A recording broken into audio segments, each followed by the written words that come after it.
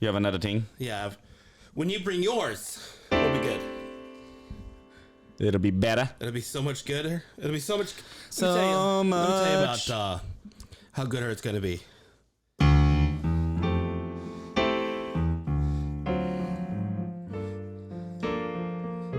Ooh. Gotta do this so I know what I'm singing. Ooh. Hey, baby, come on over here and come my way. Baby, let me show you how I want to say. Baby, baby, you're gooder.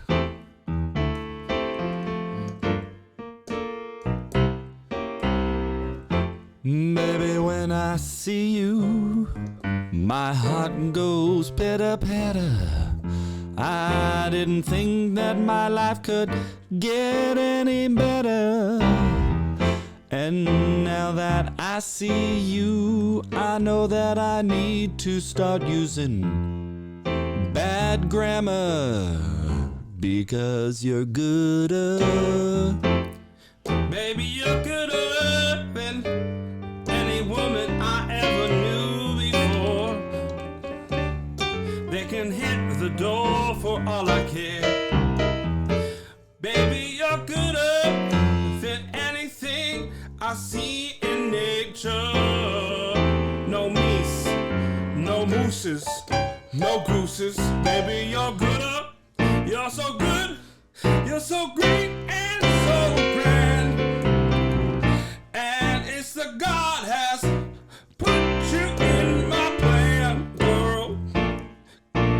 Come on over. Let me be your man. 'Cause you're good. You're good. You're great. Girl, you're gooder.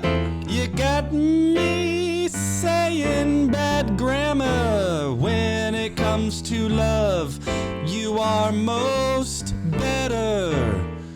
I see you there, but I spelled it THEY''RE.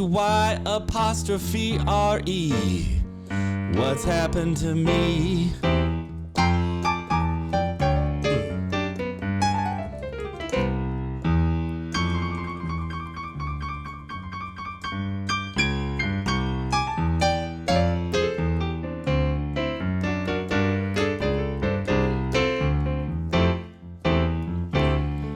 I'm speaking bad grammar. I know you are the one, spelled W-O-N. When I see you, oh, you make me wanna sin. Just you and me getting F's in English. Baby, we're gonna be dumb together. Me and you. It's spelled two. T-O-O. Me and you. Don't throw a shoe. S-H-O-W. At me for being in love with you. I see you there and your looks I wanna read, but I spelled it R-E-A-D, pronounced it red.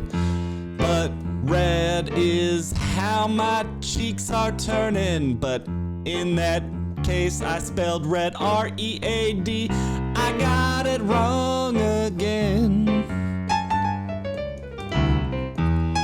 Baby, you give me bad grammar again.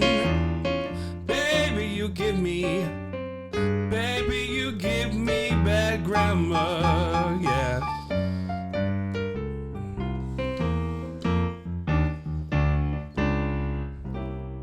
That's right, baby. You are the absolute betterest.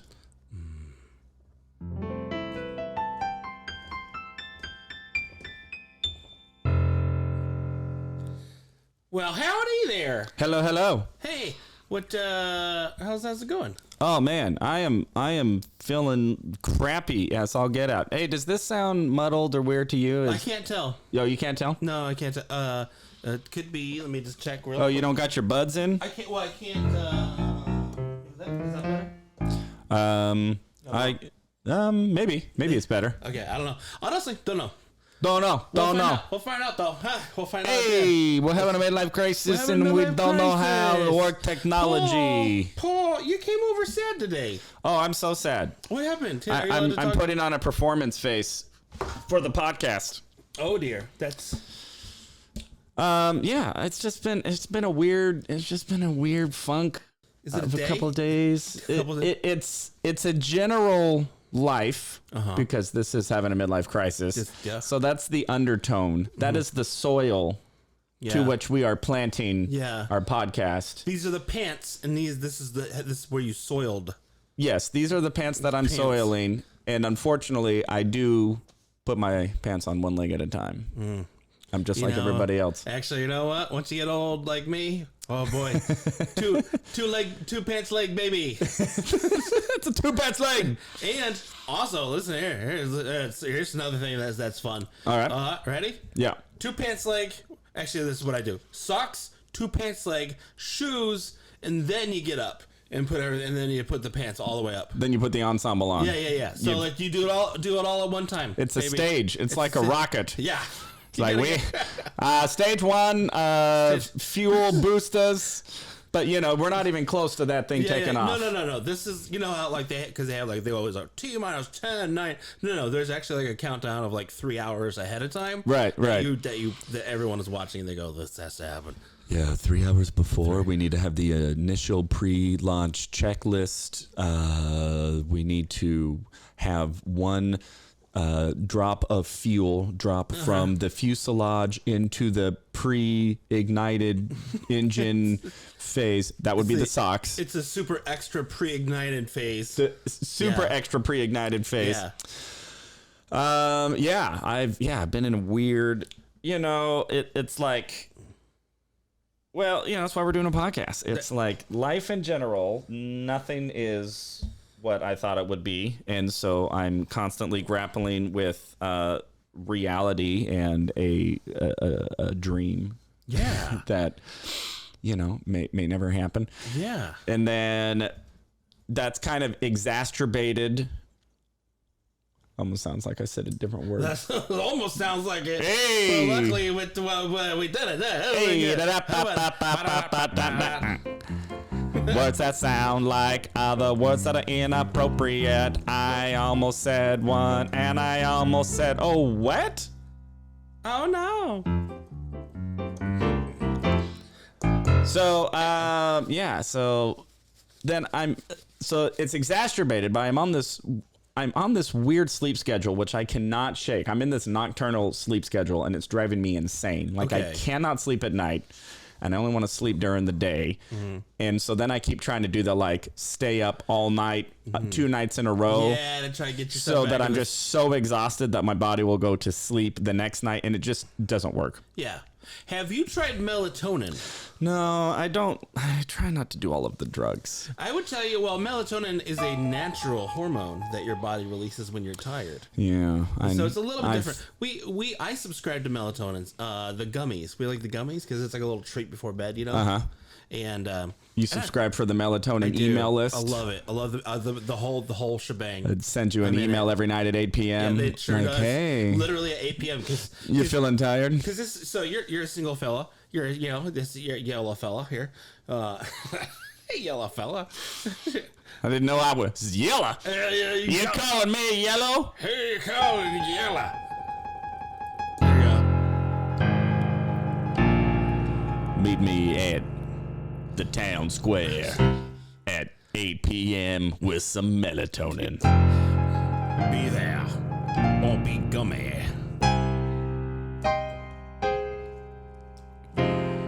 It's show time in the town square. I've got my holster loaded up with drugs. I'm gonna shoot this man with a tablet, and I'll tell you where he's going. when I shoot 'em with melatonin. I got nothing. You got nothing? I got nothing on that one. Sorry. It wasn't that good. I was trying to figure it out if I was like a, and I kept like a film noir or yeah, something. well, and I kept playing a major chord when I meant to play a minor chord, so it threw everything off. That's okay.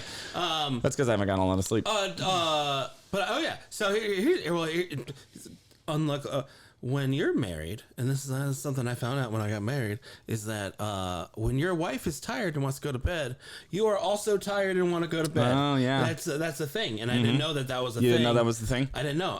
And so that is part of our ritual. Is my wife will just be like, "I'm tired. I'm going to bed." And then your body, there's just that sort of... I'm tired. I want to go to bed.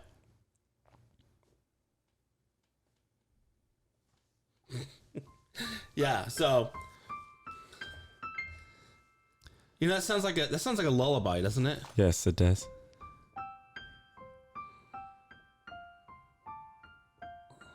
So tired. So tired. I can't wait for my head to hit the pillow. And I want to take that melatonin without discouragement from Paul.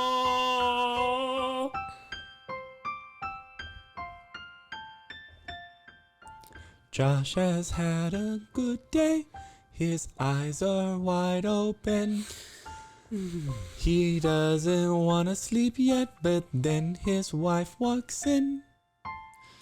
She doesn't care what he said. She hit the pillow now. It's time for bed. It's time for bed, she said. This little birdie told me that it's 7:30. It's time for bed. That's what she said. This little birdie told me it's 7:30. I can see that Josh's eyes are open with hope for more things to do tonight. But when he sees that I am lying down, I am his wife, and I'm always right. It's time for bed, she said. A little birdie told me it's time for bed, she said. It's 7:30. It's time for bed. Come wash my face.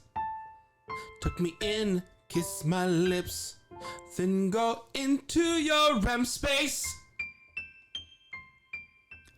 It's time for bed, Josh. I noticed you weren't tired before, but I can see that you're tired now. I just ate 20 milligrams of melatonin and now I feel tired. 20 grams of melatonin will put you to sleep just about as fast as your wife walking into the bedroom and going to bed. 20 milligrams of wife.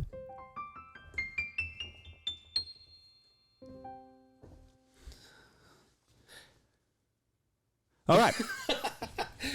Yeah, so that's you know. So that's one trick. That's one trick. The other trick is to just not sleep at all. That's the plan that I'm on now, Yeah. and it's driving me slightly insane. Just slightly though. It's okay. You'll get through. You'll get there. I did notice this is something that has happened, and at some point in time in your life, was the last time you had a good night's rest. I've never had a good night's rest ever in my life. Oh, well, there. I have had good rest during the day, though. Oh, okay. There has been some naps in my life. Oh, some good. Yeah. And it's usually when I'm in kind of these states right now where I can't sleep at the nighttime, but then I will hit a phase at like 11 in the morning or something. Oh yeah, I hear you. I'm hearing you. I'm listening. I'm just pressing pause on the video so I can go over here and do this because the sun is ruining my life. Oh. Was it like glaring right into your like face? Right into my eyes. Right into your face holes? Right into my face eyes. Okay. See, this is why we need a. This is why we need a person. Here's the plan, all right? First, we get huge on the YouTubes, okay? Get huge on the We YouTubes. start making some serious dough, Then we okay? get at least $300 a year. We get $300 a year divided between the two of us. That's $150. 150. Okay, and then the government's gonna take their 30%. All right, so So that it's gives like us about 50 bucks. 100. So we got about 100 left, So we got about $200 to give to someone for the year. and then we get about $200, and then we give it to a guy who does all of this for us, and we provide quality entertainment to the Listen, people. let me tell you about the quality of entertainment. Quality entertainment to the people. We're just gonna come on again. You know what I mean? Poor Paul. I didn't know that you're having trouble sleeping. It is true though that like I found out recently that just someday was the last time you had a good night's rest. Yeah, It just one day you just wake up and you don't know. That's the fun thing is you don't know what it was. yeah. You can't plan for it. If you No. knew that if you're like you got like a notification tonight's the last night, you're like I'm gonna take advantage of whatever this is. That's it. Yeah. I don't know what that feels like. But again, I know what it feels like to just like fall asleep in the middle of the day. Yeah. And then just zonk out, don't got anywhere to be that night or whatever, and I can just sleep until I wake up and I'm going like, oh my gosh, that just felt nice. I never have that at night. Never had it at night ever. And it could be your circadian rhythm. It's circadian rhythm. I think I was just built to be a comic. I think I was just built to be up until 2 a.m. because no matter how that's the thing, no matter how exhausted I am, no matter how many all-nighters I have, come about 9 p.m., I can pop into full energy. Yeah. I mean, I've done shows on like 2 nights in a row with no sleep. Yeah. And you wouldn't know it because I'm bringing the heat, baby. I'm bringing the heat, baby. I'm bringing the heat. So that's going on. So the sleep thing, but then I'm also in this very much like, like the comedy career, because I still have a day job, so I don't really have a comedy career. Yeah. I have a comedy. Thank God, I have a job to supplement my. I would put honestly. I wouldn't say it's not. You're doing okay. Just so you know, and if you wanted to put all the comedians out on a chart, and if you had to like judge you where you are, you're doing pretty good. Okay. So let's start with who I'm better than, so that I can feel good about myself. Tell me all the comedians I'm better than by name. well, it looks like I think we got about 40 minutes left for the podcast. Okay, let's go with this. Jim. Oh, screw that Mark, guy. Jeff. Wait, don't say Jim, because Jim Perry might hear this and think you meant him. No, We it's did not mean you, Jim Perry. Jim Perry. Speaking of which, I'll be at JP's Comedy Club in November. I believe it's Thanksgiving weekend. Oh, yeah. So I was just at JP's last week, and thank God for JP, because he has provided some really cool opportunities for me. So, yeah, so I'm in this, and it's not so much... it's like I'm getting performance opportunities. I'm in a bit of a material crisis. Yeah. I don't like anything that I'm doing on stage in terms of my written material. I want to throw it all away. Correct. And start over. And I'm trying to start over, and it's not going. Yeah. Okay. Like I didn't automatically write the most incredible, funniest stuff you've ever heard. Yeah. After about. So I've kind of been into this transition for about, I would say about a month now, to where it's like, I had what I was doing. Oh, we getting a call? What in the world is that? Ooh, it's like syncing to your computer. It's like Apple Sync or something. I know. What a weird. Okay. Was that the call of destiny? This is why we need a person. Okay, so I think we have, I don't know if we've broached this yet, but if I was once told by a very well-off, very famous comedian who said that if you are not constantly questioning whether or not you should be a comedian, then you probably shouldn't be a comedian. Oh, You know? okay, good. So like it's just one of those things where you go, okay, like you know, when you have to have the skill and the ability. You also have to have the confidence to know that you're good enough to do this for a living, but also to hate yourself enough to not believe in the things that you're doing. And you know, so it's like this weird mixture of like, I hate myself, I love myself, I hate myself, why aren't you booking me, I'm the worst, right. you know?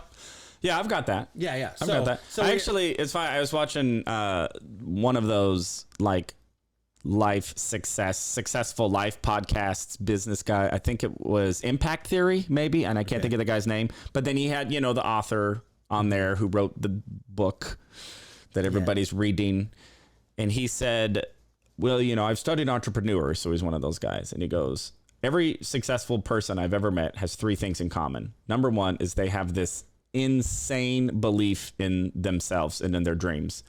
Number two, they have this absolute insane disbelief in themselves and think that they're totally nuts and that they're never going to be successful. So those two things are just always battling each other. Always at all But times. then the third thing he says is they do have a capacity to discipline themselves to pursue whatever it is that they're pursuing. And that's where I go like, how disciplined am I? And I don't think I'm very disciplined. And so that's been a hard like look at myself in the mirror moment. Jerry Seinfeld very famously said, like, when he was about 2 or 3 years into comedy, and he realized that he's like, okay, I want to do this full time. I knew that and he said, I know that my jokes are not good enough right now. So he said he's going to throw it all away. And he said, okay, I know I might not have the drive to do some of the crazy things that some of these other guys were doing, you know, but he said, okay, but I know that I can wake up by 10 a.m. and I can get to a coffee shop and I can write for 2 hours a day, right? You know, whatever, even at 30 minutes a day, whatever it is. And so that's really what you go, okay, what do I have the capacity to do, and how can I get myself to do it? And honestly, right now, I'm not doing it. You know, I know what I need to do. I was talking with my wife last night, the night before, where I'm in a similar situation where my material needs to get better. I've hit a lull in my career, and I need to either double down and work on my material and really push it, or focus on something else. Right. And both of those things are perfectly fine. There's no right or wrong answer, but I just have to choose. Do I want to focus on comedy and like really punch and just go work at the clubs and go to these open mics where I have to sit there for 3 hours listening to bad comedy? Unless you come to the NCT open mic, which is 1 hour. It is, but also that's once a week. That's true. Realistically, if you want to get better at comedy, you have to be at 5 nights a week minimum.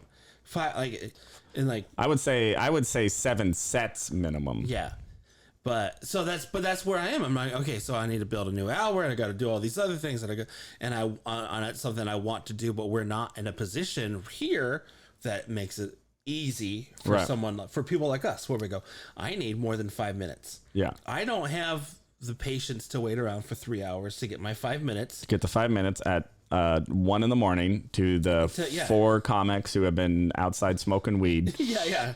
At that point in time, it would make more sense for me to sit in here, put my video camera on, and record myself doing a bunch of sets, and just to get the repetition. That would make more sense to me than doing that. But just because I'm like, okay, I need 5 minutes is not. I need 15 minutes minimum, 3 times a week, just to work on new material. Yeah, that's minimum. And if we were Bill Burr in LA, we would pop into the Comedy Store and we could probably get 4 15-minute sets. Mm-hmm.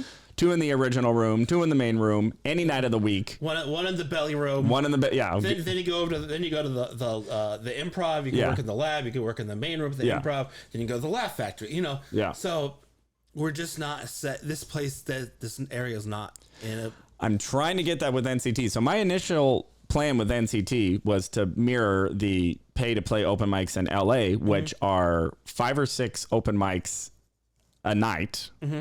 On the hour, starting to from 4 to 10. Yeah. 7 days a week. Okay. So you could literally do exactly what you're saying. And I actually did that. In 2019 was the first year that I was like, I am going to really focus on comedy. And I am going to do a minimum of 7 sets a week. Mm-hmm. totally easy to do in LA, especially with those pay-to-pay. Because, if I missed a night, no problem. I would go sit in one of the pay-to-plays for 3 hours, but I would get 15 minutes of material. And then I could either do the same 5 over and over again to really refine, or I could do a 15-minute set just spread out over the whole and thing. then I could go the next night and do the second 15 minutes. Matter of fact, I had a big show in Tucson in November that I was headlining and filming, so I was going to be like my comedy special. And I'm going, I need to rehearse a lot of this. So I actually drove to LA for a week just to pay to do open mics in LA because I needed that format. So then I could. So I got, I think, 10 open mics or 10 repetitions, 10 5-minute sets. So 50 minutes of work in like 3 days. Yeah. we have just, my wife and I have discussed, okay, like this is something that like by the way, if you're watching this or listening to this, probably you shouldn't do this. Okay.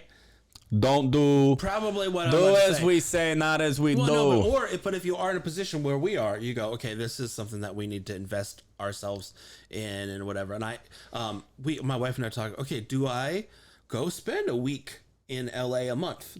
Every month do I go spend a week in LA, or do we look for an apartment in Nashville where I can fly into Nashville and I can spend a week there doing things and working and do so. Like these are things that these are questions that are bonkers to most people, but make sense to us. I have an idea. Yeah. I'm going to pitch it live on the podcast and it will not be edited out. I'm not going to edit this out. Listen to me. Future Josh. What if you and I commit to doing a 2-person open mic and it's Paul and Josh? You do 30 minutes for me, I do 30 minutes for you. And it could be like a punch-up mic. It could be a workout mic. But we're doing it every day. Ooh, okay. But where? Or here. Here. Okay. Or at my place. Or what if but that's... We could do that. Let's figure it out. Because it's, like we come to my place because it's all we just need is a microphone and a chair. Yeah. Right. And we don't even need to have the microphone plugged in. Right. But... we could film it, or we could just do it. How about if it's 30? How about once a week, and that way it gives us time to work on it. There you go. Let's go once a week, because every day I'll be gone. Yeah. I'll be gone. That's crazy talk. And you'll also be gone because if you're doing things, I'm doing things. We're doing things. So we do like a 30-minute, like. That's not like a headlining set. That's kind of like a showcase headlining type set. It's so we're it's more or less like a workshopping. Yeah, it's just a workshop. Yeah, and that's great. Let's do it. And so about 4 a.m. when I couldn't sleep. Is that when we're doing this? Yeah, that's when we're gonna do it. It's gonna be our 4 a.m. I'll be up, when your wife is asleep. I was gonna say I'll be up. I'm going to bed at 7:30. I'll be up at 4 anyway. I know, right? That happens so many times where like I'm still awake from the night before, and then like I'm starting to get business emails and stuff, and I'm just responding at like 4 a.m. because I'm up. So yeah, what I started to do was I literally started doing exactly what you said. I started filming myself, and I just was like, I just want a new opening line. Yeah. Like, what's my new opening line? What's your new opening line? And I tried it like. What's your standard right now? Let's workshop it. Well, I can tell you what I have been doing that I don't want to ever do again. What? So my opening joke was, I'm just happy to be alive, everybody. Happy to be alive. Yeah, I had a near-death experience recently. A couple of months ago, I came this close to getting married. Oh yeah, it's a good line, but it's also now it's done. Obsolete. It's an obsolete. It's obsolete, and plus, it's not the style that I want to be writing in anymore. Yeah. And I've been working. He actually just called me. I've been working with this comedian from he lives in San Diego now. His name's Andrew Norelli. He's one of the funniest stand-up comedians Very funny. I have ever heard in my life. And he's kind of taken me under his wing, and I finally just had the humility because, a lot of comics, we don't like to be like, hey, you could do better if you didn't suck. Oh, yeah. That? We just kind of laugh at each other and support each other. Usually in comics and our precious egos, we're not really that good at feedback. And he's been in the game in a long time. But for some reason, he's kind of latched onto me, which is weird. Oh, that's great. Because I feel like he's like here, and I'm like, It's well, Maybe- you gotta maybe- you gotta bring, you got if you're a shark, you gotta have a guppy with you, yeah. Wait, who's the shark and who's the guppy? I don't know. So anyway, he's done Letterman, he's done Kimmel, he's done, and like, so he's had these opportunities that I feel like I'm not even close to. Yeah. And some of them I will never have ever because they don't exist anymore. That's true. Yeah. I want to get on the Carson show. If I get that killer set on Carson. Oh boy, I tell you, if I can get on, if me and Johnny Unitas get on there. Oh, me and just invite me over to the couch, Carson. Make my career. So anyway, so one of the things that he actually really helped me, but it was one of those things that, like, once I saw it, I couldn't unsee it. Yeah. And he really pointed out to me, he's going, Paul, if you really want to get to like any sort of like level, like a Brian Regan or a Sebastian or a Jim Gaffigan or any of these guys, he kind of pointed out the writing format, like the joke structure that they all use. And it's something I had never seen before. What none of those guys do is tell jokes. Yeah. Or do misdirection, or do pretty much everything that I've been doing exclusively. Yeah. Well, because it's a lot of us, as we started out, oh my gosh, I'm so sorry. That's Gary, who is just being so rude, sneezing over in the corner. Come on, Gary. Yeah, so, I mean, even when I started, people would be like, listen, set up punchline, misdirect, set up punchline. Right. There's your first 5 minutes. Right.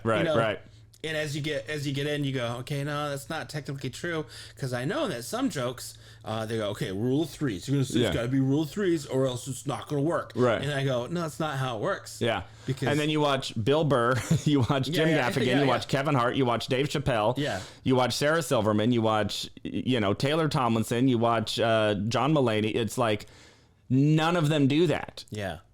And like not even close. Yeah. And yet here I am. It's like exactly what she said. It's like, well, I got to be funny. I got to think of that joke. I got to think of the twist. I have to have the setup, and I got to put them down this thing, and then I got to mash the two ideas together. It's like, all right, I'm talking about pancakes on this side. Yeah. So I got pancakes, and then I've got guitars. Where's the crossover between pancakes and guitars? And I got to find those witty little like word plays and puns and stuff. You guys ever been playing a pancake guitar? Have you ever been doing a pancake guitar and then all of a sudden a train hits you, twist, and then you train, insane, plane. I took a plane to see a guitar. It's just and then everyone has the answer is that it doesn't matter. Wait, what doesn't matter? You're stylistically, it doesn't matter what style you go with, as long as it is true to yourself. Yes. So I think one of the hardest things that I had to learn was, how do I talk like myself on stage? Yeah. And a lot of that was like, okay, when you're with us, like friends or whatever, and you're having those conversations, and like you have that moment where you're like, you're killing it, you're bam, bam, bam, bam, bam, bam, bam, and you go, okay, what did I do there that I'm not doing on stage? Right. Because then it's on stage and it's like, oh, I now need to present to this audience, and then it goes into performer mode, presentation mode. Yeah. And now I need to have this script. Yeah. And the script needs to trick all of these people into laughing. Yeah. Like, I gotcha. You see, that was funny. Yeah. You thought I was doing this, but then I went this, and now you're laughing. Gotcha. Yeah. But it's not always that, because some of the greatest performers, it becomes a conversation. Right. So we can't say their names because they've been canceled. But some of the greatest like when they sit down on a chair and they talk to you, it almost feels like they're talking to you. Speaking of needing to fall asleep at night, I think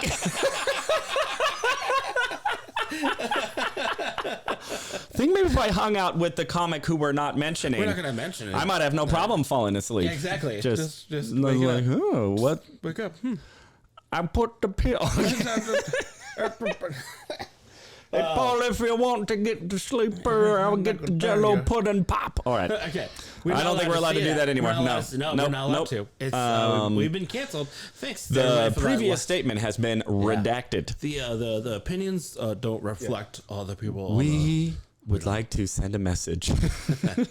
Yeah, but by the way, I'm still nervous about this microphone. Are you? Yeah, I'm beginning. I don't know if it's like blowing out or I'm hoping that it just doesn't sound that good in here, but that once it actually records that it won't. Does this sound good? You sound amazing. Okay, did you play with this thing down there? Oh, actually, why don't I do this? Wear those for a second.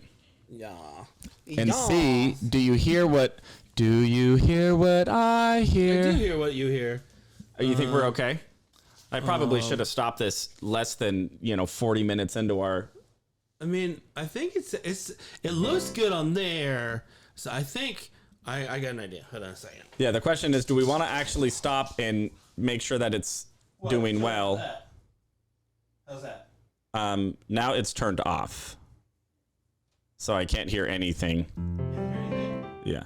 All right, now it's back. So I think it's just the headphones. So it's just the headphones are popping, not the microphone.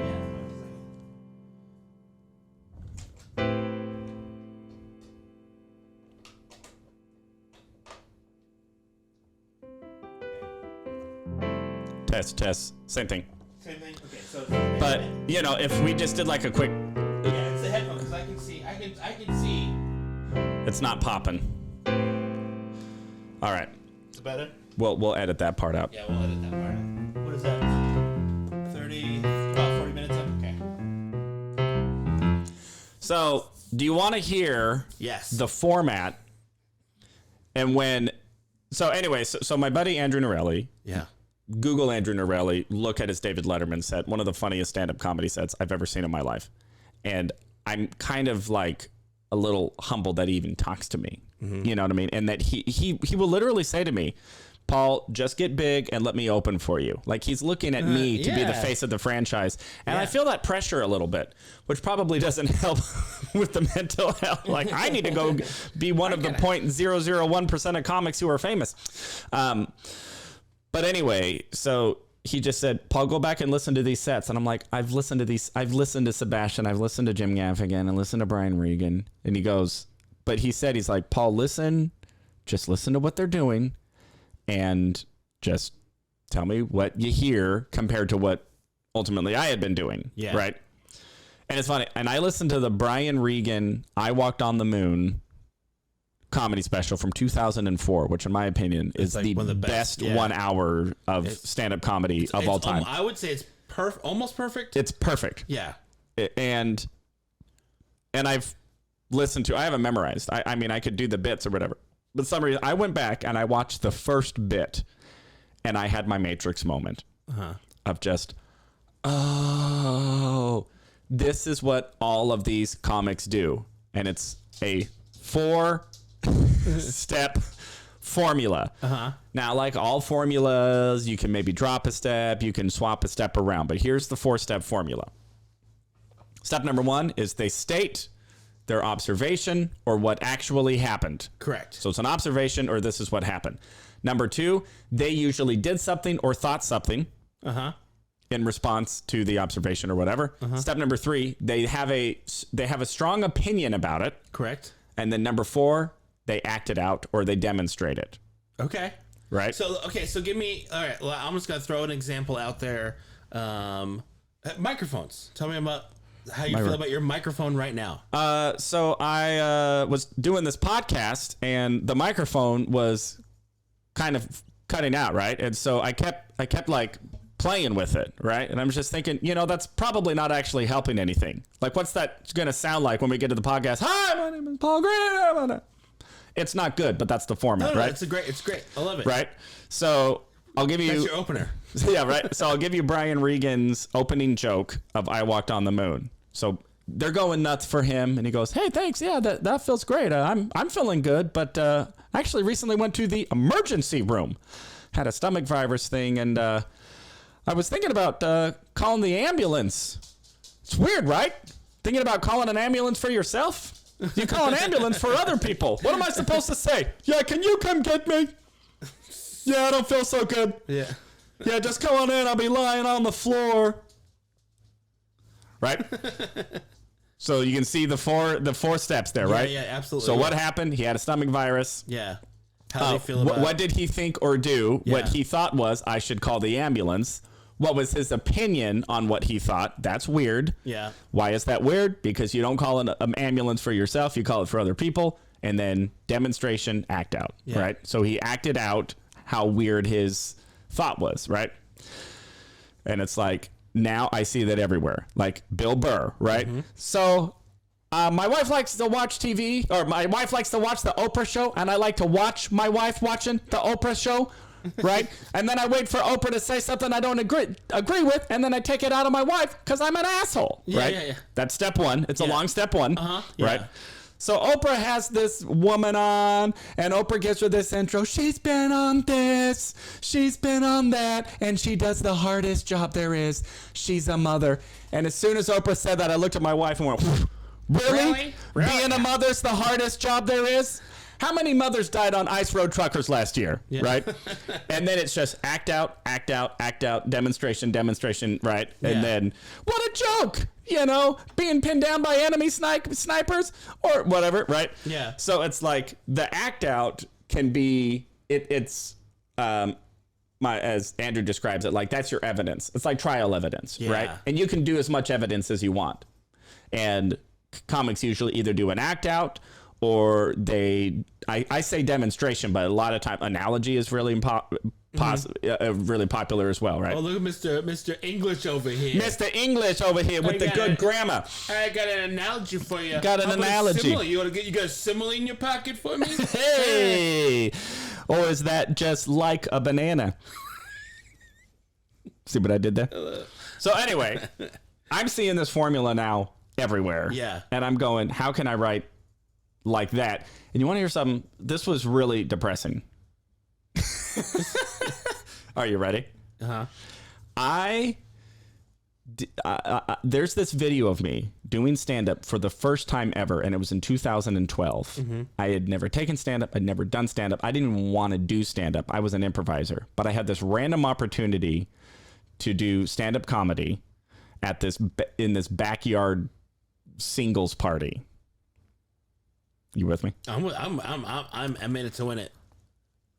And I found that old video last night because I was having an existential crisis and, all over the place. And I watched it, and I was doing that formula 12 years ago. Yeah. And I went, oh my gosh, I had it figured out instinctively. Yeah. And then I tried to go do all of this other stuff. Now, it wasn't that good, but it was okay. Yeah. No, but it makes you go, okay, so one, I don't know why I put number one. We have bad grammar and we can't count on today's podcast. Number one.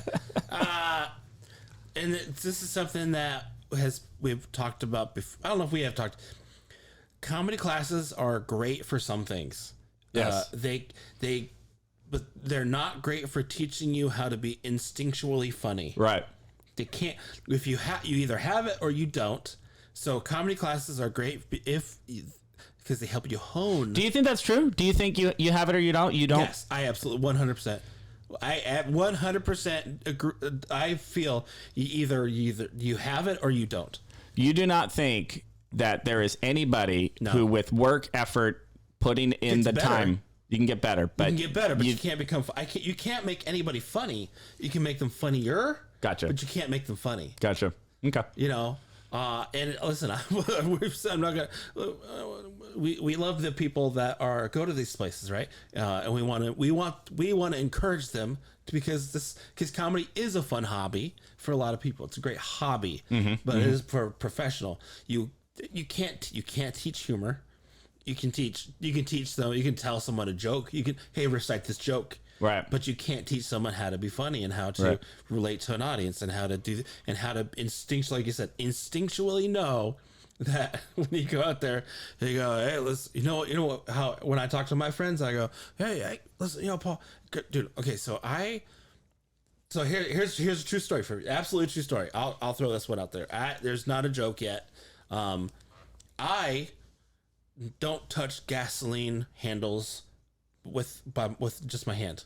I don't. I paper towel. I'll use a glove.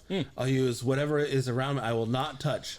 Which makes perfect sense and makes me wonder why I've been touching gasoline handles that have been touched by a million grubby hands every day. But you know what? And then wiping my eyes right after. Your eyes. Yeah. But you know what happened though is because I was in North Dakota, and this one I was in North Dakota, and I'm getting gas, hand on the gasoline thing, and I look over, and there's a woman across on the other side of the gas thing from me, bigger than I am now. Right, big woman, and she had her hand in her butt, all the way inside her butt, just scratch. Oh man, she was just scratching, and she brought it out, and then she did the sniff test, and then I looked at my hand, I looked at her, and I was just like, what are the chances that woman has touched this handle, right? Or one like unto.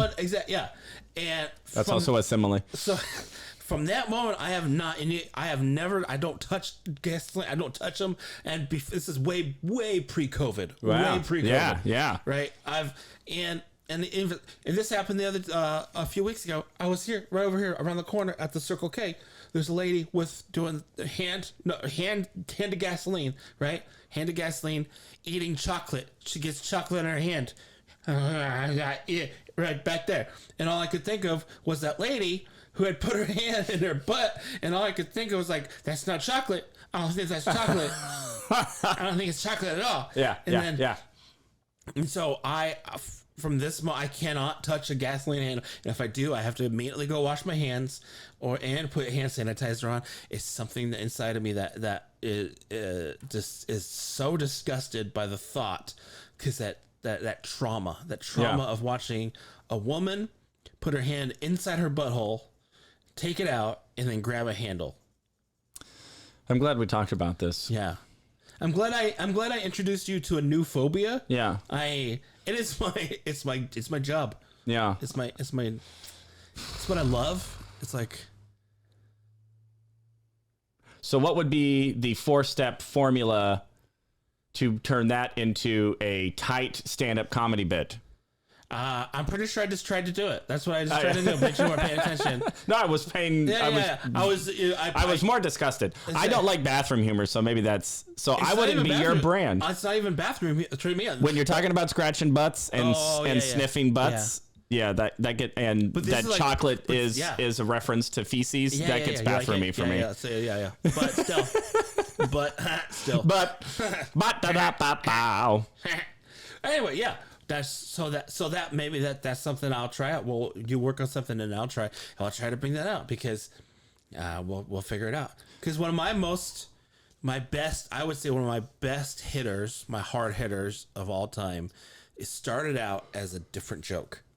It started out as a joke about how much I loved Big ZD.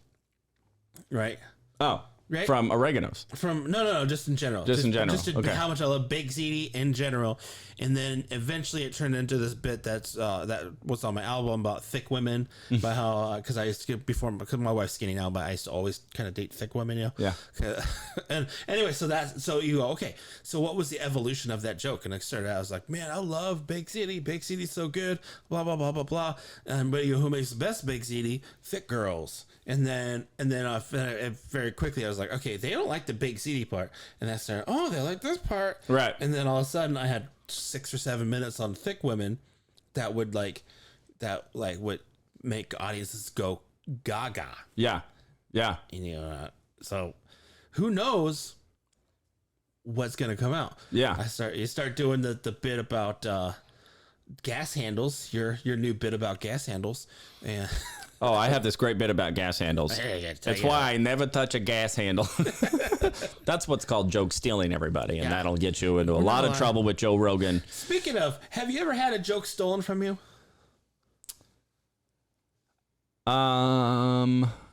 Yes. I've had a joke stolen. It wasn't a joke I cared enough about. It was in a comedy class, and ooh, okay. And but yeah, I did a joke, and it was something like, and honestly, now even that I'm thinking about, it's probably a joke that probably another 1,000 comics have already come up with. Do you remember are you allowed to tell the joke? Well, it's a little on the risque side, but but the joke is pretty much like, yeah, I agree with feminism. I agree with equal rights. Like, when I'm having sex with a woman, I don't care who comes first. Oh, okay. Right. Yeah. I have a feeling that I'm probably not the first one. I get you're not. I know. Yeah, there's no way, right? One, yeah. So and again, it's jokey joke, right? Yeah. It's like, and so anyway, but I remember saying that in a comedy class, and then another student in the class, we did a showcase like a month later, and he said that joke word for word. Here's another time though that this joke wasn't stolen from me, but here's the story. Mm-hmm. So I was in a comedy class, and we were helping each other punch up jokes, right? So there's this comic in the class, and she's pretty new. She hardly has any material at all. And she starts talking about how, like, she got fired from this job because she was eating on the job, but she didn't really have any joke or joke structure to it. So I just came up literally on the spot, and I just said, well, what if you tell the joke like this? Like, yeah, I was working at a restaurant. I got fired for eating. Then I got a job at a bar, but I got fired for eating. Then I got a job as a nanny, and I got fired for, and then I said, go to the audience. They're all going to say eating. And then you say, no, I hate kids. Right? Yeah. So the joke comes out. I was working at a restaurant. I got fired for eating on the job. So then I got a job at a bar. I got fired for eating on the job. And then I got a job as a nanny. Of course, I got fired for child abuse. No, you're as the audience. Eating. And I say, no, I just really hate kids. Okay. Yeah. So that's the joke. Mm-hmm. Yeah. So anyway, about a year or two later, I've now moved to LA. And at the time, there was this show on TV called Laughs, I think. Yeah. It was like a comedy showcase. Yep. Yeah, Laughs on Fox. Taylor Tomlinson used to host it. So I had submitted to get on that show, and they didn't give a crap about old Paul Green. However, that comic, she got on Laughs, and they gave her airtime for one joke. Yep. And it was that joke that I had pretty much written. I mean, she had the nugget. She had the nugget. But you were fine. Literally, when she came to the class, all she had was like, yeah, I got fired for eating on the job at a restaurant. Mm-hmm. That's all she had. Yeah. I took it to the next level. And then she got on TV, and I'm still a bum. Could have been special. Could have been a real contender. So, yeah, I'm totally in this starting over. I bought the whiteboard. I have the Post-it notes. Love it. And I'm just starting off with, last night I just started writing, like, this is what's true about me. This is my opinion. This is my, just writing just honest opinions. What's true. Instead of trying to, what I used to do was like, well, what's funny? Where's the joke? Mm-hmm. Where is the, where's the, oh, I had a near-death experience, misdirect. Yeah. Oh, I got this close to getting married. Oh, look at that. Which always got a laugh. And that's the thing. I've been relatively funny. It's like I have gigs, but it's that kind of willingness to be like, you have to be willing to risk everything, or you won't go anywhere, and that's okay. If you do what you've always done, you'll get what you've always got. Exactly. And I'm like, I've gotten some great things with what I've done before. Yeah. But I keep hitting this sort of ceiling. Yeah. And that ceiling, sure, some of it's external. I still have an ego. I want the external validation. Mm-hmm. I want to get like bigger opportunities, bigger gigs. But honestly, more than anything, Josh, this is real. This is very real right now. Y'all about to find out. We're about to get real here on the Midlife Crisis podcast. The reality is, we're turning to NPR now. And on the identity, there was a 2-car pileup. It's backed up until 35th Street. What instead of saying, I think once we hit a certain point of cars in a pileup, they should just call it a Jenga. We had a Jenga. It's going to be backing up till 46. Did you hear about Paul's accident? How bad was it? It was a Jenga. He tried the middle piece. He tried the middle piece too soon. He got greedy. We're writing jokes as we're doing. We're writing jokes as we do it. Hey, but here's the reality. Okay. I never felt good about what I was saying on stage. Yeah. Ever. And I knew there was something. I knew that I was not doing it right. Yeah. And so I felt that every time. So, of course, I never actually really wanted to be on stage because I knew that something was off. Mm-hmm. And I'm going like, well. Because you're going, this is disingenuous. It's disingenuous. Yeah. So I was like, all right, what do I need to do to actually. And, you know, and this is a whole other argument, not an argument, but a debate that comedians have had for years and they will continue for the end of time, which is how true and how honest do you need to be? This is what I say. I say you need a kernel of truth to make a bowl of popcorn. That's what I say. Yeah. You know, it has to, whatever you're saying has to be rooted in truth in some way, whether it's a true experience, or a true feeling, true opinion, a true opinion, but there has to be a true agitation, a kernel of truth. But if you're good enough writer, and or performer, you can take a little kernel thing and you can turn it into a whole meal. Yeah. Like, whereas some other people, they go, you give them a bowl of popcorn and they dump it out. Right. And they go, hey, here's what I got. And you go, no. But you have so much more there. And you go, oh, but what about this? Right. Yeah. Yeah. So that's kind of where I'm at, but I'm on the one hand, it was very refreshing when I finally saw those ones and zeros. Mm-hmm. And my buddy Andrew, he literally went through, like, you know, I sent him the 1 hour comedy special. I was like, is any of this on the right track? And of course, almost none of it was. Yeah. But some of it was. And the parts of it that were on the right track was I stated what actually happened. Mm-hmm. I stated what I thought and felt. Yeah. I stated my honest opinion, and then I demonstrated. Exactly. And you want what's funny? All right. I've been talking a lot about me this time. And we like that. So I did this 1 hour special, and my brother was there. And my brother, you know, family, they don't like to see him a lot because we kind of harass them a lot. But every once in a while, they'll come out, right? Mm-hmm. And this was a big event. So he came out.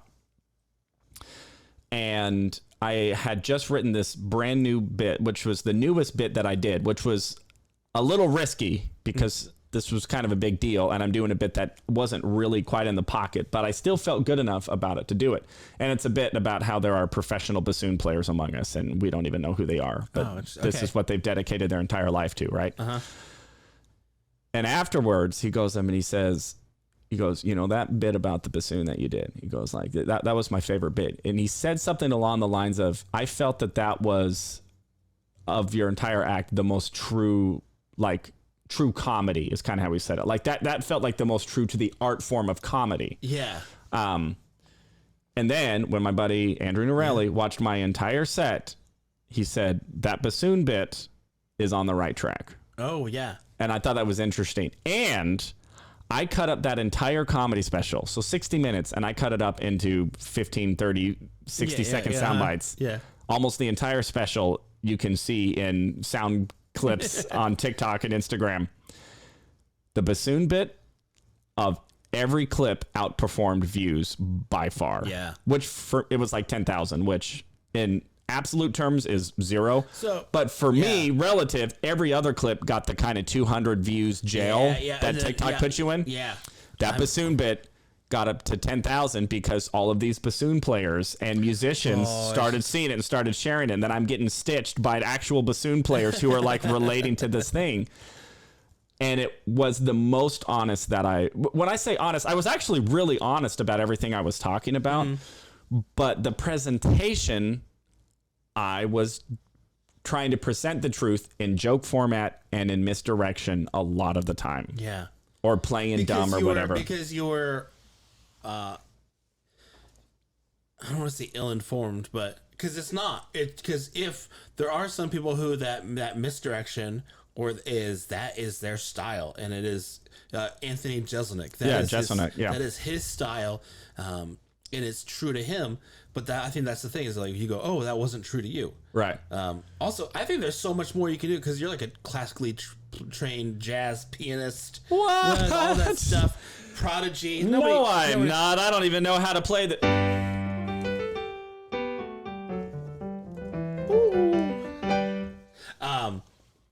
No, it reminded me like it's not the same, but Brooklyn Nine-Nine had a episode about he goes Captain Holt comes in, he goes, we have a celebrity case, and everyone's like, ooh, celebrity. So they eventually gets to I think Charles, and then he goes, who's the celebrity? He goes, it's John William Schneider, the oboist. And then he's like, silver tongued. Exactly. Whatever. That's funny. I actually had a tag, similar to that. Yeah. I ended up dropping. But it's just so. But to me, that's just so funny that like, it's like that one. You ever seen that video of the guy with like he's like one of the most famous violinists in the world, and he's at the train station, and no one is paying attention to him, and he's playing like a $10 million Stradivarius violin or something like that, and everyone's just like, get a job, hippie. Yeah, you hobo. Man, here's a dime. Yeah, buy yourself a real job. buy a new violin for you. And and that's the other side of this is at the end of the day, nobody really cares. Yeah. About me. Now people care about me, but you know what I mean. Like but that's the great thing about it is that nobody cares. Yeah. And we're middle aged now, and we can go, oh yeah, nobody cares. Yeah. As long as I'm doing what I got to do, as long as I'm taking care of my family, or taking care of your car. Yeah. We. Like, I do have a family. But you have I do live with my dad. Not anymore. Actually, they're in the other room. I kidnapped them, and this is your life. I'm holding them hostage. Anyways, it's a fun game we play. A fun game called Felonies. That sounds like a musical.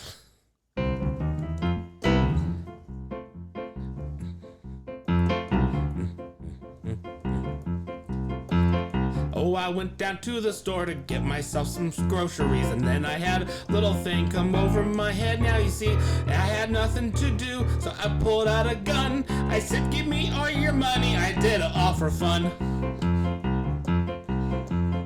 I was going for a drive in my car, but I didn't get very far because I hit a family of 5. Now I'm in jail and they are unalive. Felonies, felonies, we are committing felonies. Felonies, felonies, we are committing felonies. I saw a guy on the sidewalk, so I said hello. Then I stuck my knife into his side and went to go. He had all this blood coming out from off his skin, and then I went and said, I'm gonna get your older kin. Felonies, felonies, we're gonna commit felonies. Felonies, felonies, we're gonna commit felonies.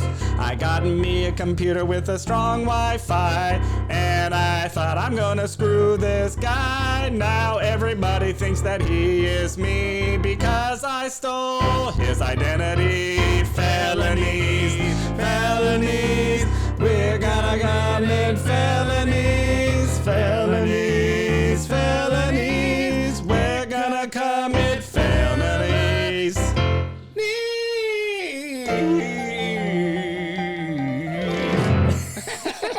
I think that might have been the most complete song we've ever done on the Midlife Crisis podcast. We're doing good. We're learning. We had a beginning, middle, and end. Yeah. We had a chorus. Honestly, I can't wait to do this at a live show. I can't wait to do a live Let's Have a Midlife Crisis. I'm very excited about that. You think it's going to happen? I absolutely do think it's going to happen. Make it happen. Give us a large following so we become like the Kill Tony show, and then we can do the Midlife Crisis podcast on the stage at the Mothership in Austin, or at the Comedy Store in Hollywood, or Where else do we want to do it? Well, we also want to do Zanies in Nashville. We want to do the JP's Comedy Club in Gilbert. Obviously, we put if you're gonna put the Comedy Cellar and the Comedy Store and Laugh Factory, and you gotta add JP's. Gotta add JP's Comedy Club. It's only fair. It's only fair. Hey, It's only fair. Hey. He works with me. Paul, do you want to sing us out? Do you have anything you want to sing us out on? Felonies, we're gonna commit felonies, we're gonna commit felonies.